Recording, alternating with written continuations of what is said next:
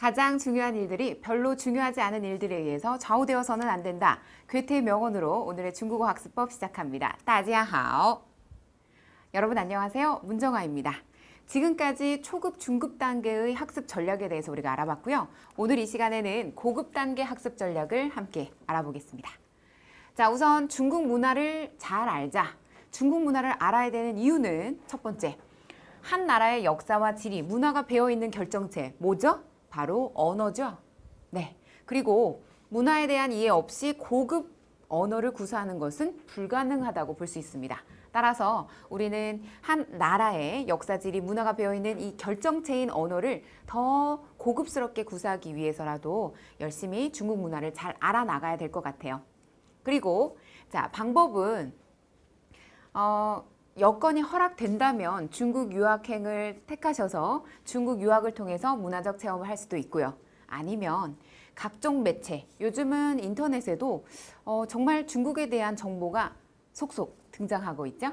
또한 TV를 통해서 다큐멘터리나 아니면 중국 전문 채널에 이 중국에 관련된 방송이 계속 나오고 있거든요. 그래서 수시로 접할 수 있는 좋은 기회가 많습니다. 다음으로 중국인 유학생과의 교류인데요. 저는 중국어를 강의하기 전에 약 2년 정도 중국어와 관련은 돼 있지만 중국인들과 교류할 수 있는 기회가 거의 드문 기업에서 일을 한 적이 있거든요. 그때 당시에 정말 중국인 어디 없나? 중국어 쓸 일 없나? 그래서 매일같이 지하철을 타건 아니면 대중교통으로 이렇게 이동할 때마다 중국인들을 찾아 나갔습니다. 근데 묘하게도요, 정말 뜻이 있는 곳에 길이 있나 봐요. 중국인들을 꼭 한 명 이상씩은 만나요. 그래서 전화번호도 교환하고 서로 연락도 주고받은 적이 꽤 많이 있거든요. 여러분들도 한번 시도해 보세요. 자, 관용어 학습에 대한 필요성 먼저 살펴볼게요. 우리가 고급 중국어를 구사하려면 관용어를 많이 알고 있어야 되는데 이 관용어, 초급, 중급 단계에서는 전하고 싶은 표현을 전달하는 데만 목적을 두지만 고급 단계로 올라가서는 표현을 중국인답게 또 중국인을 정말 실제로 쓰는 세련된 고급화하는 데 목적을 두기 때문에 관용어, 관용어 안에 성어, 속담 등이 포함이 되는데요. 관용어를 많이 알수록 유익합니다. 자, 그러면 관용어 가운데 우리가 성어, 속담, 허루어에 대해서 하나씩 살펴볼 겁니다. 성어라는 거는 4글자로 이루어진 경우가 많고요. 속담은 글자 수에 제한을 두지 않습니다. 허루어라는 거는 속담의 일환인데 이거는 앞에 단어가 묘사적인 뜻이고 뒤에 단어는 뒤에 있는 표현은 이 앞에 단어를 좀 더 보충 설명하면서 정리하는 멘트인데요. 굉장히 중요합니다. 자, 다음 슬라이드에서 설명을 해드릴게요. 그래서 이러한 성어, 속담, 허루어를 우리가 관용어라고 할 수 있는데 이러한 관용어들은 중국어를 보다 더 중국인답게 구사할 수 있는 결정체라고 할 수 있기 때문에 평소에 많이 익혀둘수록 유익합니다. 자, 우선 성어입니다. 중국인들이 많이 쓰는 표현인데요. 일을 급하게 이루려고 하다가 도리어 일을 그르칠 때 쓰는 표현. 한번 따라해 보실까요? 다 같이 바묘주장, 바묘주장. 네, 바는 뽑을 발자인데요. 손수변에다가 출발할 때 발자에서 왼쪽에 부수가 뽑혔어요, 여러분. 그리고 묘는 모종, 싹이 틀만한 그런 모종 있지 않습니까? 우리 모를 심을 때 모종. 그 모종을 뜻하고 주는 빵주더 주, 돕다, 장은 잘하다란 뜻이에요. HSK 시험 5급, 6급 시험에 여러 차례 등장한 바 있으니까 잘 알아두셔야 되죠. 자, 이러한 사자성어, 성어의 형태 한번 배워봤고요. 두 번째, 속담 한번 짚어봅니다. 따라해 보시죠. 车到山前必有路. 한 번 더. 车到山前必有路. 네, 이게 무슨 말이냐면 수레가 산 앞에 이르려고 하면 반드시 길이 있다. 즉, 힘들어도 노력하기만 하면 결국 해낼 수 있다라는 뜻이에요. 여러분, 아까 말씀드렸듯이 속담은 글자 수에 제한을 두지 않는다고 했죠? 네, 이렇게 자유분방한 이런 문장 형태의 속담, 이것도 굉장히 중요하니까요. 평소에 많이 익혀두시고 많이 듣고 배운 즉시 활용하시기 바랍니다. 다음은 허루어입니다. 중국어로는 시에허우라고 하는데요. 수거의 일종이죠. 일반적으로 해학적이고 형상적인 어구예요. 보통 앞부분은 좀 추상적이면서 비유하는 형태라면 뒷부분은 그 비유를 자세히 설명하는 그런 부연 설명 부분이라고 볼 수 있죠. 자, 허루어 가운데 일부를 한번 발췌해 봤습니다. 한번 따라해 보세요. 你菩萨过江,你菩萨过江,自身难保,自身难保. 자, 연결해서 你菩萨过江,自身难保. 무슨 뜻이냐면 니 보살, 진흙으로 만든 보살이 강을 건넌다?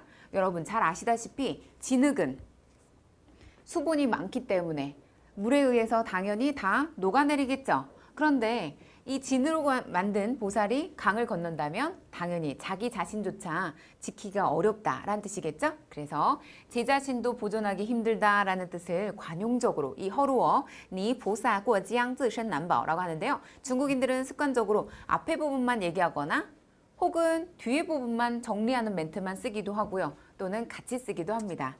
잘 알아두셨다가 나중에 중국인들이 이런 말 하면 제 자신도 보존하기 힘들다. 네, 제 자신도 보존하기 힘들다. 이런 뜻이구나를 이해하고 그에 상응하는 답을 하시면 되겠죠. 네, 그러면 이번에는요. 지금까지 관용어, 성어, 속담, 허루어에 대해서 살펴봤는데 그러면 이러한 성어, 속담, 허루어를 어떤 식으로 학습하는 게 바람직한지 그 학습법에 대해서 자세히 알아보겠습니다. 여러분, 다양한 교재를 통해서 암기한다는 거. 여러분, 이 다양한 그 교재라는 것은요, 뭐 HSK 교재도 좋고, 회화책도 좋고, 문화나 정보를 알려주는 그런 책을 통해서 접하는 것도 좋고요.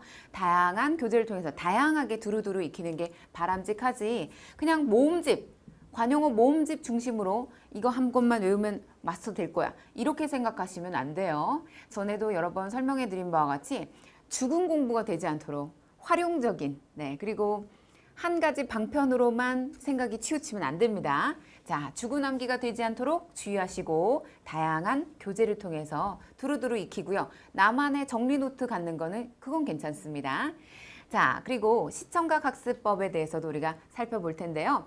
조금 전에 관용어, 속담, 성어에 대해서 살펴봤듯이 시청각을 통해서는 어떻게 공부하면 좋을까요? 자, 한번 호기심을 갖고 지켜보시죠.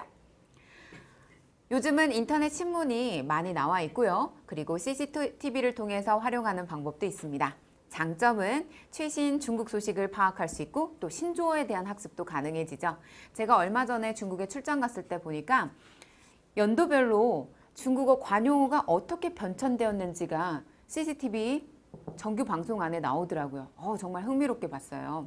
근데 이제 보면서 좀 녹음을 하거나 적어둘 걸 그냥 보면서 맞아 손뼉 치면서 다 잊어버렸어요.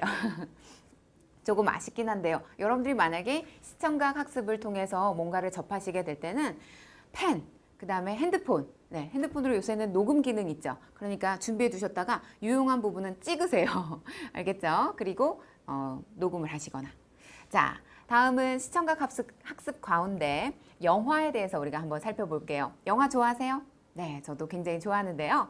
한국에서 개봉하는 중국 영화를 감상하는 방법도 있죠. 네, 몇 년 전에는 공자라는 영화도 개봉을 했었는데요. 저 역시 가서 봤어요.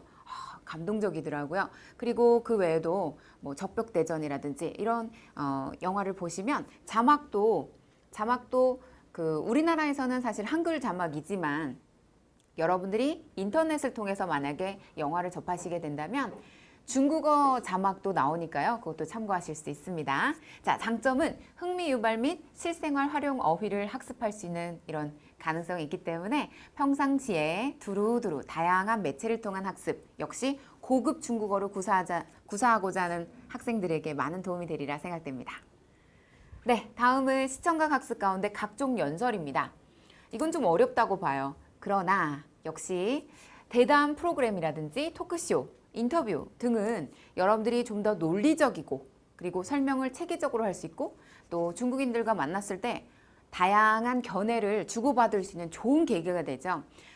적어도 토크쇼나 프로그램, 대담 프로그램 이런 것들을 하루에 한 편 이상씩 보는 또 듣는 습관을 가지시다 보면요. 자연스럽게 중국인들이 쓰는 그 관용적 표현들도 저절로 흡수가 되거든요. 따라서 자주 접할 필요가 있습니다. 다음은 중국인과의 교류입니다. 자, 국내에서는 중국인 유학생들 정말 많습니다. 예를 들어서 뭐 그 외대라든지 혹은 중앙대, 서강대 등 외국인 학생들, 유학생들이 무려 몇백 명에서 많게는 천여 명에 이르기까지도 하는데요. 그 중국인 유학생들과 다양한 교류를 하시고 문화적인 체험도 많이 하셨으면 좋겠어요. 자, 그리고 장점은 책에서 배우지 못하는 그런 실생활 용어들도 그 자리에서 바로바로 습득할 수 있고요. 서로 도움을 줄 수도 있고 또 도움을 받을 수도 있겠죠. 자, 그래서 오늘 이 시간에는 고급 단계 학습 전략을 함께 짜봤습니다. 첫 번째로 뭘 했었죠? 네, 바로 중국 문화에 대한 이해가 중요함을 제가 지적해 드렸고요. 보다 더 고급 언어를 구사하기 위해서는 그들의 문화를 이해하는 게 중요하다. 자, 두 번째로 관용어 학습입니다. 관용어에는 뭐뭐뭐 들어갔었죠? 네, 성어, 그리고 속담, 허루어. 네, 기억나시죠? 성어, 속담, 허루어. 이런 것을 통해서 우리가 다양한 중국인들이 일상 생활에서 쓰는 표현들, 그리고 논리적인 그런 표현들도 관용어 학습으로서도 조금씩 더 도움을 받으실 수가 있고요. 시청각 학습은 당연히 논리적인 생각을 더 정리할 수 있는 그런 큰 도움이 될 수 있다고 볼 수 있습니다. 그 밖에도 중국인과의 교류, 중국인 유학생들이라든지 아니면 중국에서 한국으로 파견온 중국인들과 같이 교류를 맺는다든가 아니면 중국 교수님들과 같이 연락을 주고받는 것도 하나의 방법입니다. 자, 이상으로 해서 오늘은 고급 단계 학습 전략을 함께 짜봤습니다. 평소 중국어 공부 하긴 하는데 내가 하는 방법이 옳은지 또 어떠한 더 새로운 방법이 있을지 고민하셨던 분들, 문정아가 여러분들께 가려운 그 궁금한 점들 다 긁어드리도록 항상 노력하겠습니다. 자, 오늘 이 시간도 유용하시고 유익한 시간이셨죠? 네, 그러셨으리라 믿고요. 다음 시간에도 알찬 강의로 인사드리겠습니다. 오늘도 행복하세요. 好，大家辛苦了，再见。